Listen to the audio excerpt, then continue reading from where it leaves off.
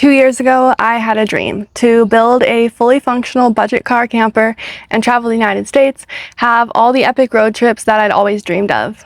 I've stripped this build to its bones to show you how I did it, and I had no family members to help me. I had zero experience, and if I can figure out how to do this in a couple weeks with a few $100, anybody can. I did some research and I decided that I wanted to get a Toyota Sienna 3rd generation all-wheel drive minivan because that fit my budget and my needs. It took me a couple months to find the make and model that I was looking for in a good condition in my area.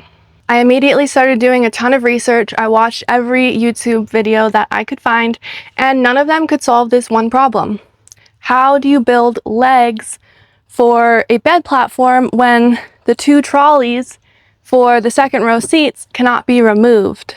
I managed to remove the 2nd and 3rd row seats along with these outer trolleys, but then you're left with these big bulky trolleys in the middle that you can't remove. Some guy on YouTube apparently says that you might be able to do it if you put the car on a lift and drop the gas tank, but I don't think anyone's ever actually done it. Despite my predicament and having nobody to help me, I had some weird level of confidence that I would figure this out. So I joined a makerspace for a month. The head of the woodworking department, a very kind and capable older man, took it upon himself to help me with the build. He didn't find out until after the build was finished that I was planning to live in it full time, and he definitely didn't approve. But he found a genius solution. The locks on the trolleys for the 2nd row seats, they're totally solid, they're locked in here, and there's actually little black parts that come out under here and here with holes in them, and we managed to use those to bolt down the front base of the bed platform.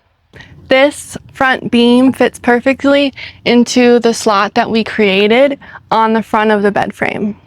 The front beam is so secure that we probably didn't even need to add a middle support, but we added these legs here just for extra stabilization, and we had to put some bolts underneath into these wood planks to fit in some holes in the back of the trolleys. Then we added legs to the back of the bed platform to sit back here in the hollow where the 3rd row seats used to be. My bed platform is not bolted down to the car in any way, but it feels extremely secure and very comfortable to sleep on, and it's perfectly level.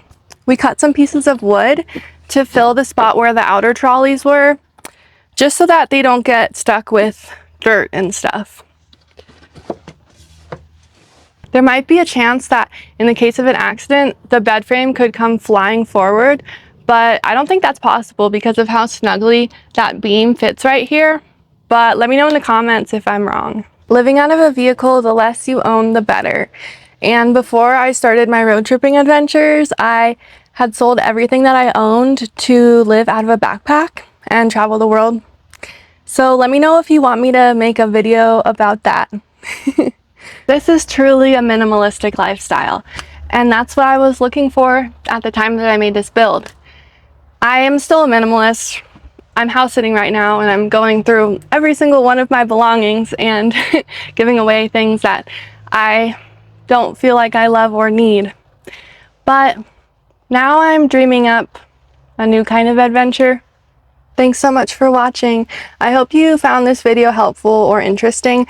Make sure to check out my minivan conversion tour video to see everything that I keep in my minivan to live in it and how I organize it.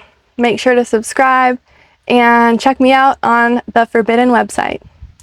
I'm Ember Peach on there too, and the link is in the description. Stay wild, guys, and have a great day.